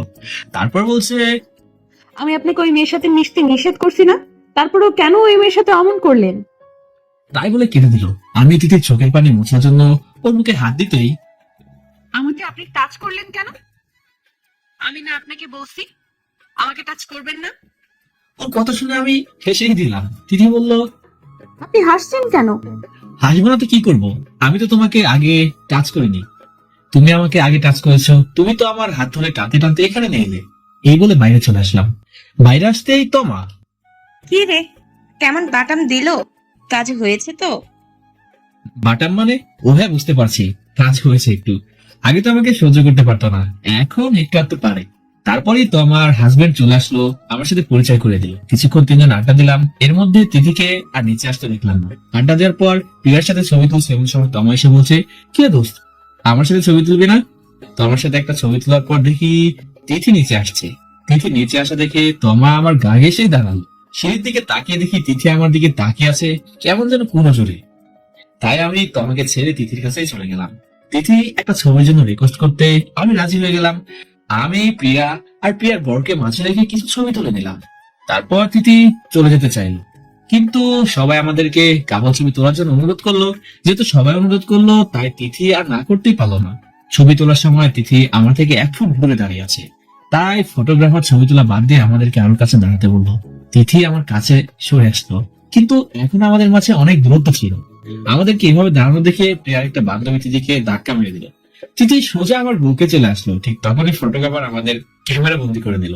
আমাদের এই অবস্থা দেখে আশেপাশে সবাই হাসাহাসি করছে। তিথি লজ্জা পেয়ে দৌড়ে নিজের রুমে চলে গেল।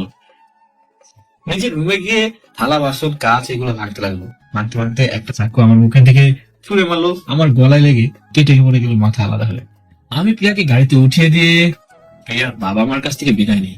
তিথিকে নিয়ে বাড়ির উদ্দেশ্যে রওনা দিলাম। গাড়িতে উঠতেই তিথি ঘুমিয়ে গেল। ওর মাথা বারবার আমার কাঁধে চলে আসছে। আমি কয়েকবার সরিয়ে দিলাম, কিন্তু তাও আমার কাঁধে চলে আসছে। তাই আমি আর সরানোর ব্যর্থ চেষ্টা করলামই না। রাত 10টার সময় আমরা সবাই চলে আসলাম, কিন্তু তিথি তখনও কাঁধে ফট করে ঘুমাচ্ছে। তাই আমি আর ডাকলাম না, বসে থাকলাম। মানুষ যে এত সুন্দর করে ঘুমাতে পারে তা আমি প্রথমবার দেখলাম। কি যে অপরূপ লাগছে বলেই বোঝাতে পারবো না। কিছুক্ষণ ঘুমানোর পর ঘুম ভেঙে গেল। আমার কাছ থেকে মাথা সরিয়ে চোখ মুছতে মুছতে বলছে, আমি বললাম আমরা সবাই চলে আসছি, তুমি এতক্ষণ ঘুমিয়েছিলে। গাড়ি থেকে নেমে বাড়ির কলিং বেল বাজাতেই আম্মু এসে দরজায় খুলে দিল। রুমে ঢুকতে দেখি সবাই কাছে। ছোট বোনকে জিজ্ঞাসা করলাম, কিন্তু কিছু বলছে না। আম্মুকে জিজ্ঞাসা করলাম, কিন্তু সেও কিছু বলছে না।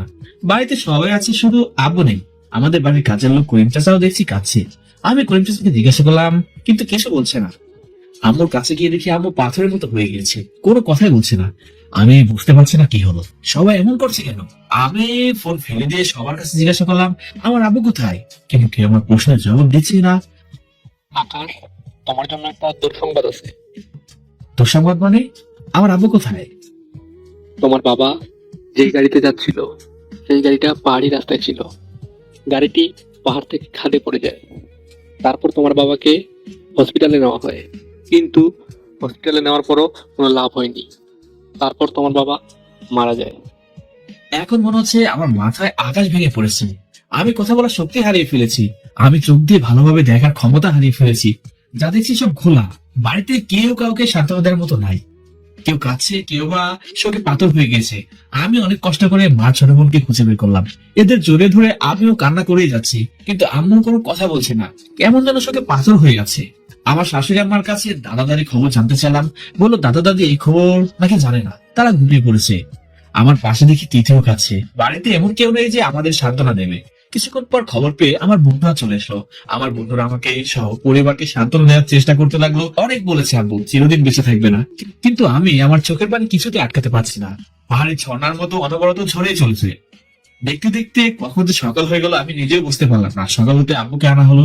দাদা দাদি ঘুম থেকে উঠে আব্বুকে দেখে কেমন যেন করছে। বয়স্ক গলার ভারী কান্নার ধ্বনি আমার হৃদয় চেয়ে যাচ্ছে। সেই গোসল দিয়ে খাটিয়ে রেখে দেওয়া হলো। আমি যখনই আব্বুর মুখ দেখেছি তখনই আমার চোখ দিয়ে সেই অসীম ধারায় জল ধরতে লাগলো। আমার বন্ধুরাও, প্রতিবেশীরা আমাদের সান্ত্বনা দিতে লাগলো। আমি একবার আব্বু, একবার ছোট বোন, একবার আমার বন্ধুদের জড়িয়ে ধরে কান্না করতে লাগলাম। আমি নিজেকে থামানোর অনেক চেষ্টা করেছি, কিন্তু কিছুতেই থামাতে পারছি না। আমার চোখ দিয়ে অনবরত ঝরতে লাগলো পানি। মনে হচ্ছে এ ধারা হয়তো কোনোদিনও শেষ হবে না। আমি তিথির দিকে তাকিয়ে দেখি ও কাঁদতে কাঁদতে কেমন যেন অসুস্থ হয়ে গিয়েছে। আব্বু জানাজা দিয়ে যখন কবরে শোয়াতে যাব তখন আমার হৃদয় কেমন যেন এক কম্পন হতে লাগলো। আব্বুকে কবর দিয়ে দোয়া করে একে একে সবাই নিজের বাড়িতে চলে গেল। শুধু আমি আব্বুর কবরের কাছে বসে রইলাম। আমার পাশে শুধু সালিম দাঁড়িয়ে আছে। প্রায় ঘন্টা 2 একইভাবে দাঁড়িয়েছিলাম আব্বুর পাশে। তিথি, আমার ছোট বোন আর আমার শাশুড়ি আম্মা এসে আমাকে বাড়ি নিয়ে গেল। বাড়ি এসে দেখি আম্মুর প্রেশার বেড়ে গিয়েছে। বাড়ির কাজের লোক ডাক্তার কাকাকে খবর দিল। ডাক্তার কাকা এসে আম্মুর প্রেশার চেক করে কিছু ওষুধ দিল আর বললো যেন রেস্ট নেয় এবং কান্নাকাটি যেন না করে। সবাই আমাকে বোঝাচ্ছে আমি যেন ভেঙে না পড়ি, কারণ পরিবারের হাল ধরার মতো একমাত্র আমি আছি। এখন আমার ছোট বোন বিয়ে দেওয়া বাকি আছে। পাড়া প্রতিবেশী সবাই আমাকে এতটাই বোঝানোর চেষ্টা করছে, কিন্তু কিছুতে আমার মন বুঝতে চাইছে না। আব্বু সত্যি যেন কাটছে না। সবাই কেমন মন মরা হয়ে আছে, কারো মুখে হাসি নেই। সবার এমন অবস্থা দেখে আমি বুকে পাথর রেখে পরিবারের হাল ধরার চেষ্টা করলাম। কিছুদিন পরে মোটামুটি সবকিছু ঠিকঠাক হয়ে গেল। আমার ফাইনাল ইয়ারের পরীক্ষাও শেষ হয়ে গেল। বাবা চলে যাওয়ার কিছুদিন পর তিথি ওর আম্মুর সাথে গ্রামে চলে গিয়েছিল। মাঝে মাঝে ফোনে একটু একটু কথা হতো, এই আর কি ভালো মন্দ জিজ্ঞাসা করতাম। এখন আমি নিয়মিত অফিস করি। আস্তে আস্তে বাবার অফিসে সবকিছু আমি নিজেই বুঝে নিয়েছি। মোটামুটি কাজও করতে পারি। ম্যানেজার কাকা আমাকে সবকিছু বুঝিয়ে দেয়। বাবার মৃত্যুর পর ম্যানেজার কাকা আমাদের অনেক সাহায্য করেছে। তিনি সবসময় আমাদের পাশে ছিলেন। অফিস থেকে বাসায় ফিরে ফ্রেশ হয়ে খেতে বসেছি। মা খাবার বেড়ে দিচ্ছে। তখন ছোট বোন বলছি, ভাইয়া ভাবিকে নিয়ে আয়। আর কতদিন গ্রামে থাকবে? এভাবে থাকলে মানুষ খারাপ ভাববে। তাছাড়া তুই অফিসে চলে যাস, আমি কলেজে চলে যাই। আম্মু বাসায় একা একা থাকে। আম্মুর বুঝে খারাপ লাগে না বল? একই সাথে আম্মু তিথিকে বাসায় নিয়ে আসতে বলল। তাই আমি না করতে পারলাম না, কিন্তু আমি কিভাবে যাব কিছু বুঝতে পারছি না। আমি তো সেদিন শেষ আবদারটুকু করে ফেলেছি যে এখন আমি কি বলবো কিছু বুঝতে পারছি না। আম্মু আর বোনকে কি করে খুশি করবো এই চিন্তায় আমার রাতে ঘুমই আসছে না। তাই বাসা থেকে চুরি করে বের হয়ে আব্বুর কবরস্থানে চলে গেলাম।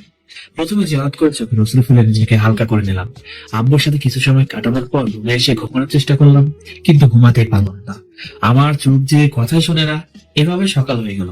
সকালে আম্মু আর বোন একসাথে আমার রুমে এসে বলেছে আজকে আমাকে গ্রামে যেতে হবে।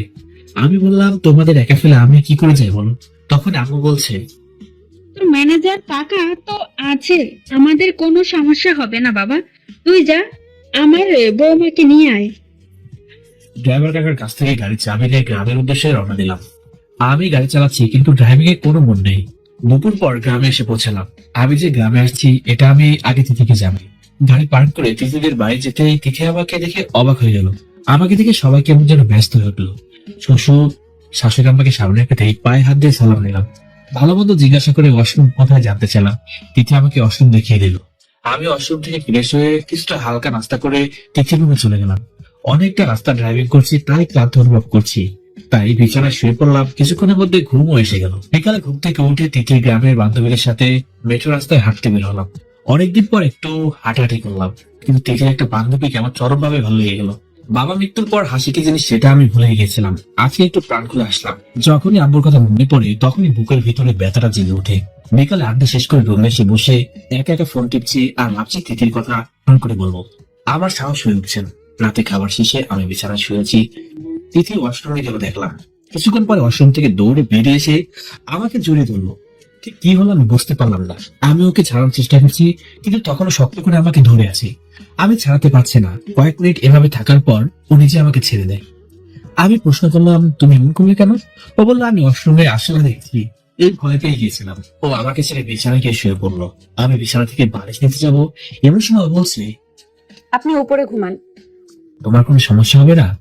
তিথি জবাব দিল, আমার কোনো সমস্যা হবে না, মাঝে কোলবালিশ দিয়ে নিয়েন। আর আপনার তো ঠান্ডা লেগেছে দেখছি, তাই বললাম। অনেকটা পর গাড়ি চালিয়ে আসছি তো তাই একটু ঠান্ডা লেগেছে। ও নিয়ে তুমি ভেবো না, ঠিক হয়ে যাবে। এই বলে আমি বিছানার এক কোণে শুয়ে পড়লাম। আমি ফোনটি নিয়ে বঙ্গটি ইউটিউব চ্যানেলে ভিডিওগুলো দেখছি। এমন সময় আমিনুর SMS দিল, হাই। কিন্তু আমি কোনো রিপ্লাই দিলাম না। একটু পর আবার, সরি। এবার আমি রিপ্লাই দিলাম, লিখলাম, সরি তো আমার বলা উচিত, সেদিন তো আমি তোর গায়ে হাত উঠিয়েছিলাম। তুই জানিস আমি কেন তোর গায়ে হাত উঠিয়েছিলাম? কেন? আমি তোকে অনেক আপন মনে করি। আমি মনে করি তোর প্রতি আমার একটু অধিকার আছে, তাই আমি বুঝতে পারিনি যে এই সামান্য কারণে তোর এত খারাপ হবে। আমি এখনো বলবো লাভ ইউ ভাই। তুই যে ভাবছিস তা না, আমি একটা ভালো জব পেয়েছি তাই চলে আসলাম। তুই দেশে চলে আয়। জানিস আমার আব্বুর খবর? হ্যাঁ, সেলিম বলেছে। আমি তোকে এর মধ্যে কল দেইনি, তোর যদি মন খারাপ হয় তাই। সেটা আমি বুঝতে পেরেছি। আমি বিয়ে করছি দোস্ত, আগামী রবিবার দেশে আসছি। বুধবারে বিয়ে করে শুক্রবারে আবার চলে যাব। তোর আর ভাবিস থাকতে হবে কিন্তু। যেহেতু একসময় আমার বেস্ট ফ্রেন্ড ছিলি তাই আর না করতে পারলাম না। আমি সম্মতি প্রকাশ করে ফোন রেখে চোখ বুজে ঘুমানোর চেষ্টা করছি। কিছুক্ষণ পর তিথি আমার ফোন নিয়ে ঘাটছে দেখলাম। আমি দেখেও না দেখার ভান করে চোখ বুজে ঘুমানোর অভিনয় করছি। 15 থেকে 20 মিনিট ঘাটার পর তিথি উঠে অশান্তি চলে গেল। তারপর হাওয়া করে কান্না শুরু করে দিল। কিছুক্ষণ কান্নাকাটির পর ফ্রেশ হয়ে আবার বিছানা শুয়ে পড়লো। তারপর আমি ঘুমিয়ে পড়লাম। হঠাৎ মাঝরাতে আমার ঘুম ভেঙে গেল। চোখ মেলতে দেখি তিথি আমাকে জড়িয়ে জড়িয়ে শুয়ে আছে আর কোলবালিশটা মেঝেতে পড়ে আছে। আমি এই অবস্থা দেখে কোনো নাড়াচড়া না করে এভাবেই শুয়ে থাকলাম। সকালে কে যেন কানের কাছে এসে বলছে, আমি কোনোদিন আপনাকে ছেড়ে যাবো না, শুধু একবার বলে আপনি আমাকে ভালোবাসেন। আমি চোখ বুজে ঘুমানোর অভিনয় করছি। আরো বলছি, আমি আপনার মায়ে পড়ে গিয়েছি, আমি এখন আপনাকে ছাড়া থাকতে পারি না, প্লিজ একবার বলেন ভালোবাসেন আমাকে। এই বলে তিথি ওয়াশরুমে চলে গেল। আমি তখন বিছানা থেকে উঠলাম না, চোখ বুঝেই থাকলাম। সবকিছু শুনেও না শোনার ভান করলাম। কিছুক্ষণ পর বিছানা থেকে ওঠার চেষ্টা করলাম কিন্তু উঠতেই পারলাম না। শরীরের ভিতর কেমন যেন ব্যথা অনুভব করলাম। শরীরে এত ব্যথা যে আমি উঠতে পারছি না। তৃতীয় ওয়াশরুম থেকে বেরিয়ে এসে আমাকে বলছে, আপনি উঠবেন না, আপনার শরীরে প্রচন্ড জ্বর। আমি ডাক্তার কাকাকে খবর দিয়েছি, উনি কিছুক্ষণের মধ্যে চলে আসবেন। ডাক্তার কাকা এসে আমার জ্বর মেপে দেখলো 102 ডিগ্রি জ্বর। ডাক্তার কাকা কিছু ওষুধ দিয়ে গেল আর বললো মাথায় ঘন ঘন পানি দিতে। সকালে নাস্তা করে ওষুধ খেয়ে নিলাম কিন্তু জ্বর কমছে না। এভাবে দিন কেটে গেল। আমি এরকম অজ্ঞান হয়েছিলাম সারাদিন। পরদিন সকালে ঘুম থেকে উঠে দেখি শরীরে আর জ্বর নেই, মাথায় জলপট্টি দেওয়া আছে। আমার মাথার পাশে তিথি ঘুমিয়ে আছে। তাহলে তিথি সারা রাত আমার মাথায় জলপট্টি দিয়েছে। কিন্তু ও তো আমাকে যা ভাবছি তখনই বাড়ি থেকে আম্মুর ফোন। আম্মু বললো, এখন কেমন আছিস বাবা, তোর শরীর ঠিক হয়েছে? আমি আম্মুকে বললাম, এখন আমার শরীর ভালো আছে আর আমি বিকালে বাড়ি চলে আসছি। আম্মু বলছে, আমার বৌমা আসছে তো। আমি কিছু না বলে ফোন কেটে দিলাম। আমি এখনো তিথিকে বলে নাই যে আম্মুকে নিতে আসছি, কিন্তু গত রাতের ঘটনার পর আমি ওকে বলার অনেকটা সাহস পেয়ে গিয়েছি। কিন্তু আবার ভাবছি গত রাতে কি আমি স্বপ্ন দেখেছি? অনেকটা সন্দেহে পড়ে গেলাম। তিথিকে কাঁথা দিয়ে আমি ওয়াশরুমে চলে গেলাম। অসম থেকে এসে দেখি ও রুমে নেই। আমি আর ডাকাডাকি না করে রুমে বসে থাকলাম। এর মধ্যে শাশুড়ি আম্মা কিছু নাস্তা নিয়ে আসলো, আমি খেতে লাগলাম। শাশুড়ি আম্মা পাশে দাঁড়িয়েছিল। আমি বললাম আমি আজকে বিকালে চলে যাব, কিন্তু আমাকে আরেকটা দিন থাকার জন্য অনুরোধ করলো। আমি অফিসের ধোয়াই দিয়ে এবারে রক্ষা পেলাম। নাস্তা শেষ করে রুমে শুয়ে আছি, তখনই তিথি পুকুর থেকে গোসল করে এসে ড্রেসিং টেবিলের সামনে চলে আসছে। ভেজা চলে কেমন যেন লাগছে ওকে। আমি ওর পাশে গিয়ে চেয়ারে বসলাম। ও আমার দিকে তাকিয়ে বলছে, কিছু বলবে? আমি মাথা নেড়ে বললাম হ্যাঁ। কিছুক্ষণ চুপ করে থাকলাম। আসলে কথাটা যে আমি কি করে বলবো কিছুই বুঝতে পারছি না। ও বললো, বলেন কোনো সমস্যা নাই, আসলে আম্মু তোমাকে বাড়িতে নিয়ে যেতে বলবো আমাকে। আমি আসতে চাচ্ছিলাম না, কিন্তু ছোট বোন আর আম্মুর মুখের দিকে তাকিয়ে চলে আসলাম। তোমার যদি যেতে মন চায় তাহলে চলো, আমি তোমাকে জোর করবো না, কারণ সে অধিকার আমার নেই। তিথি হাসছে আর বলছে, এত কথা কোত্থেকে শিখেছেন? আম্মু আগের দিন রাতে আমার ফোনে কল দিয়েছিল, কিন্তু আপনার অনেক জ্বর ছিল, তাই আমি ফোন রিসিভ করেছিলাম। আম্মু আমাকে সব বলেছে, আর আমি আম্মুকে বলেছিলাম যে আপনি অসুস্থ। আমরা কখন রওনা দেব?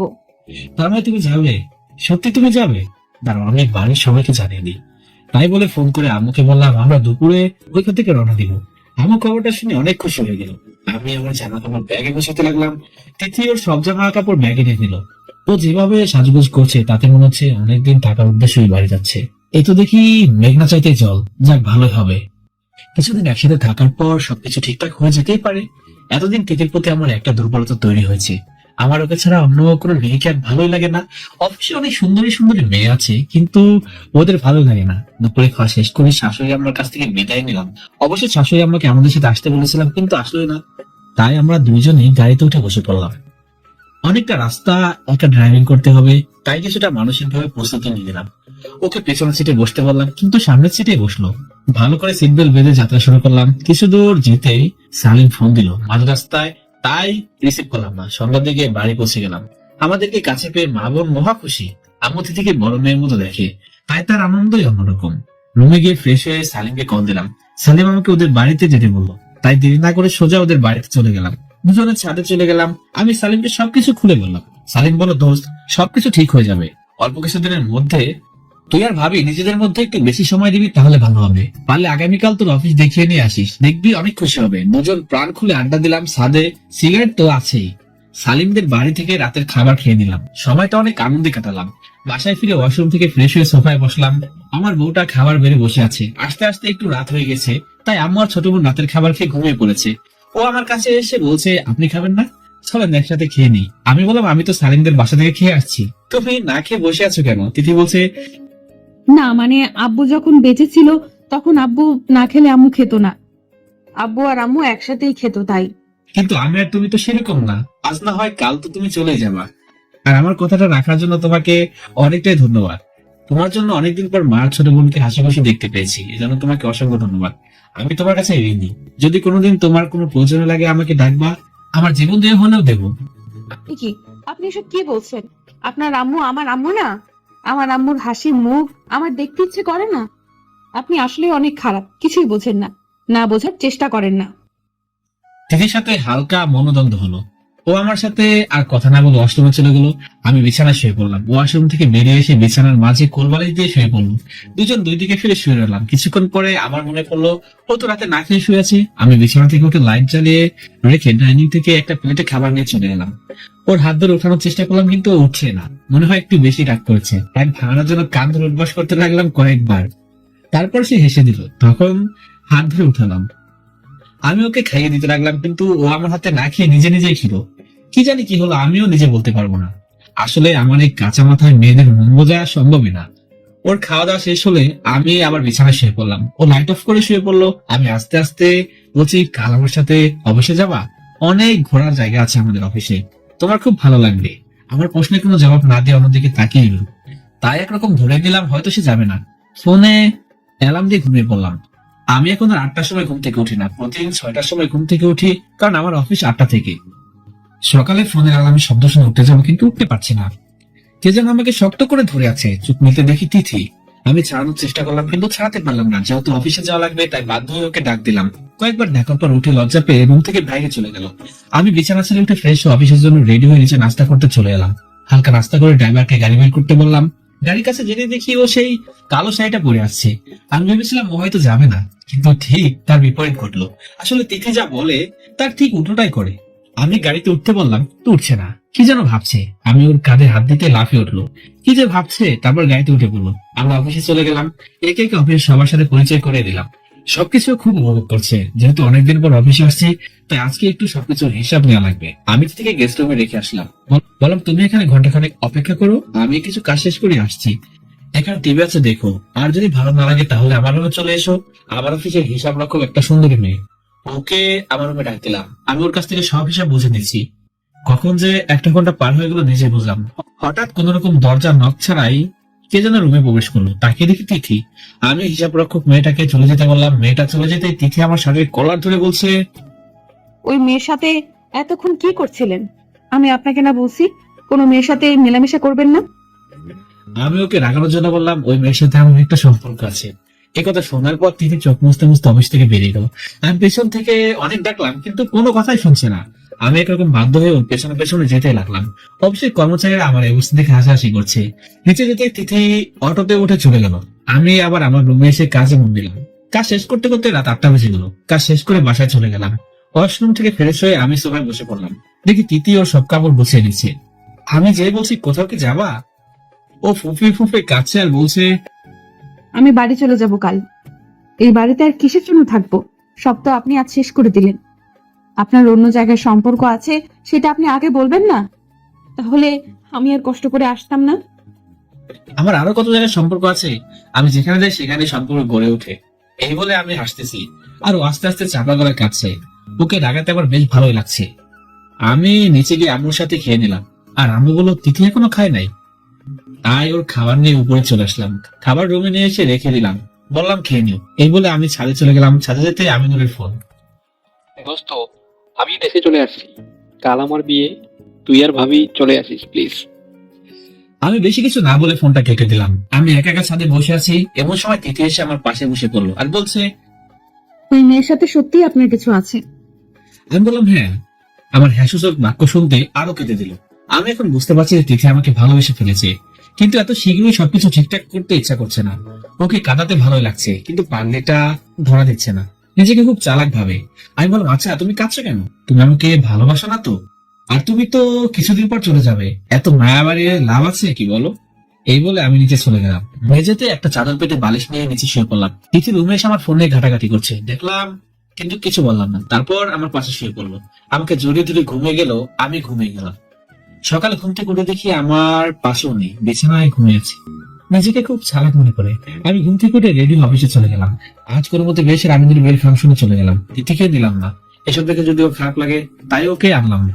আমিনুর আমার কাছে কয়েকবার শুনেছে আমি বলছি ও অসুস্থ, তাই আর কিছু বলে নাই। আমিনুর বিয়েতে এসে আমি পুরো অবাক। আমার ভার্সিটির বান্ধবীর সাথে আমিনুর বিয়ে হচ্ছে। আমি বৈশাখীকে জিজ্ঞাসা করলাম, কি রে হারামি, কবে থেকে এসব শুরু করছিলি?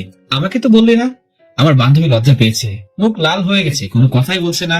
খাওয়া দাওয়া শেষ করে ওদের সাথে কিছু সময় কাটিয়ে সবাই বাসায় চলে আসলাম। রুমের ভিতরে প্রবেশ করে দেখি তিথি ঘুমিয়ে আছে। ওর মুখের উপর একটা মশা বসে আছে। ওর পরিষ্কার মুখটায় দাগ লাগিয়ে দিবে আমি আস্তে আস্তে করে একটা থাপ্পড় দিলাম। সাথে সাথে তিথি ঘুম থেকে উঠে পড়লো। আমি বললাম, তোমার মুখে একটা মশা বসছিল, তাই আমি সেটা মারতে গিয়েছিলাম। ও আর কিছু বললো না, আবার শুয়ে পড়লো। কিন্তু অন্যান্য দিন তো তেলে বেগুনে জ্বলে ওঠে। সারাদিন অনেক পরিশ্রম করছি তো, তাই ক্লান্ত। নিচে ঘুমাতে ইচ্ছে করছে না। ওকে না বলে খাটের উপর ঘুমিয়ে পড়লাম। সকালে কেমন যেন একটা শব্দ ঘুম পেয়ে গেল। চোখ খুলতে দেখি তিনি ব্যাগ গুছিয়ে নিজে রেডি হয়ে বসে আছে। আমি উঠতেই বলছে, আমাকে আম্মুর কাছে দিয়ে আসেন।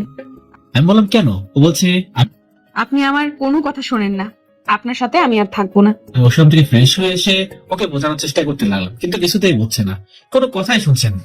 আমি অফিসের ম্যানেজার কাছে কল করে বললাম, আজকে আমি অফিসে আসতে পারবো না। সকালে নাস্তার জন্য আমি তিথিকে নিয়ে খাবার টেবিলে চলে গেলাম। খাবার টেবিলে বসতে আম্মু বলছে, সাগর, আমার আর একা একা বাড়িতে ভালো লাগে না। আমি বললাম, তিথি তো আছে। আরে সেটা না, বাড়িতে একটা বাচ্চা কাচ্চা না থাকলে ভালো লাগে বল বাবা? তো সারা বাড়ি মাথায় করে রাখে। আমি আর কয়দিন বাঁচবো বল বাবা, যদি নাতিপুতির মুখ না দেখি? আমি বললাম, তিথি তো আছে এখন। মা বলছে, আম্মুর কথা শুনে তিথির মুখ লজ্জায় লাল হয়ে গেছে।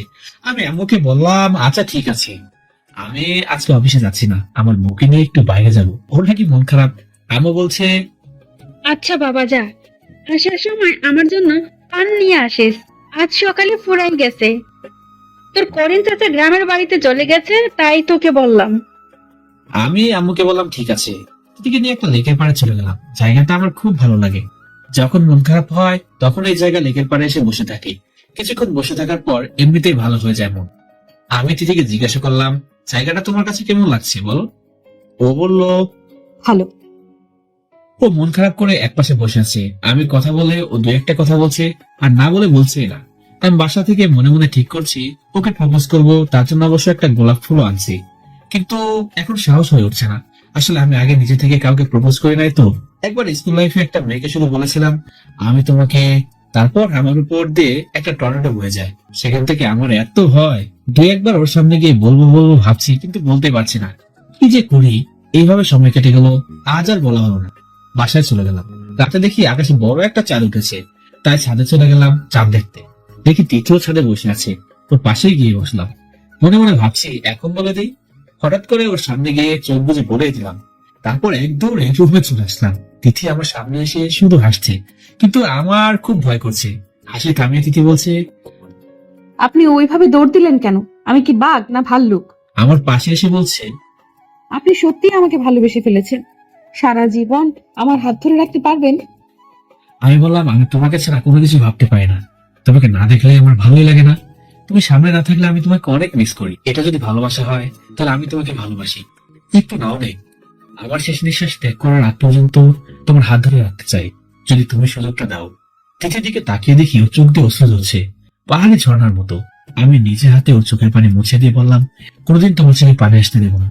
তিথি কোনো কিছু না বলে আমার বুকে মুখ লুকালো, আমাকে জড়িয়ে ধরে আছে, অনেক শক্ত করে জড়িয়ে ধরেছে। ওর চোখের পানি আমার শার্ট ভিজে গিয়েছে।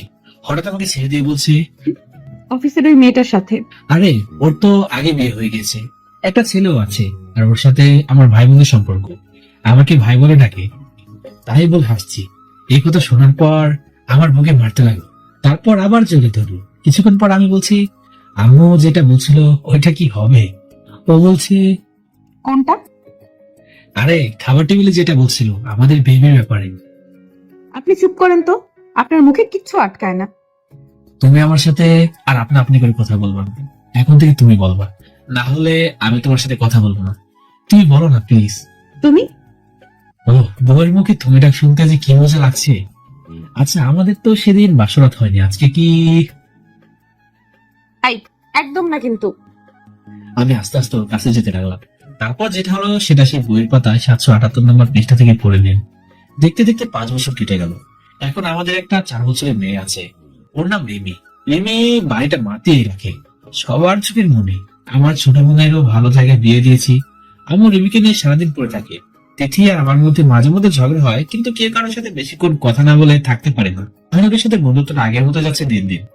শুধু আব্বু নেই, যার আব্বু নেই সেই বুঝে বাবা না থাকার কি কষ্ট। সো দর্শক বন্ধুরা, আপনাদের যাদের বাবা আছে তারা বাবা বেঁচে থাকতে তার যত্ন নিন, তার সেবা করুন, তাকে ভালোবাসুন, সাহায্য করুন, তার পাশে থাকুন। তো বন্ধুরা, এই ছিল আমাদের আজকের গল্প।